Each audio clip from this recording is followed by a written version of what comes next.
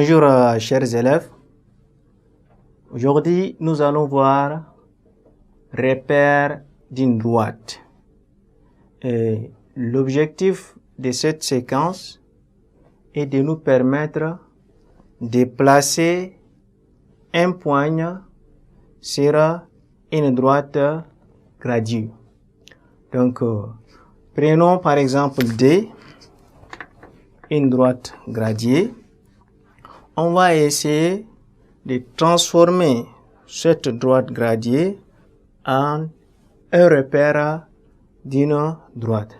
Donc, je vais placer un point O qui se trouve sur la droite D et un autre point I. Et je vais donner un sens.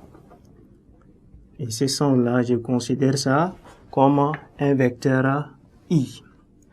À partir du point O, le point O est appelé d'abord origine du repère. Origine du repère. Et ce repère-là est noté repère OI ou bien repère de la droite. Ce couple de points OI là est appelé repère d'une droite. Dans ce repère, à partir du point O, qui est considéré comme origine du repère, vers la droite, on va gradier le point là avec des nombres entiers naturels. Mais à partir du point O vers la gauche, on va chercher leurs nombres relatifs. Mais généralement, ça peut pas se limiter seulement avec les entiers, mais ça peut être des nombres rationnels. À partir de O vers la droite, ce sont des valeurs positives en un seul mot, et à partir de O vers la gauche, ce sont des valeurs négatives. Si nous avons par exemple un point M du plan,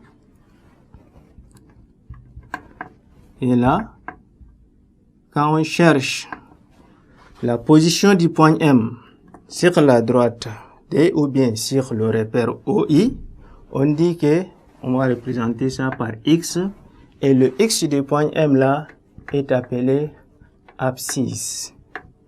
Ça c'est X est appelé abscisse du point M. Et cette abscisse là représente ce qu'on appelle le coordonnée du point M dans ce repère là. Et par là, on peut dire le vecteur OM là est égal à X fois le vecteur unitaire I qu'on appelle ça vecteur de base.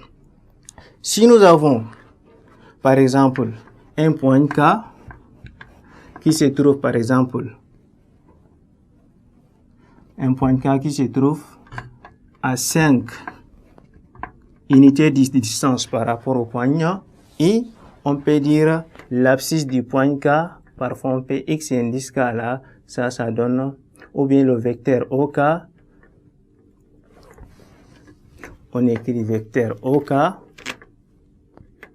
ça donne 5 fois le vecteur unité, si cette distance-là donne 5 par rapport à l'origine. Si nous avons un point qui se trouve à gauche de l'origine, ce point-là sera représenté par un signe négatif. Par exemple, ici on va avoir -1, -2, -3, ainsi de suite. Le repérage d'un point dans une droite va nous permettre de chercher à gradier d'abord la droite, et la droite OI est appelée repère d'une droite et le vecteur I est appelé vecteur de base. Et tous les points qui se trouvent sur la droite OI, leurs représentants sur cette droite-là sont appelés des abscisses.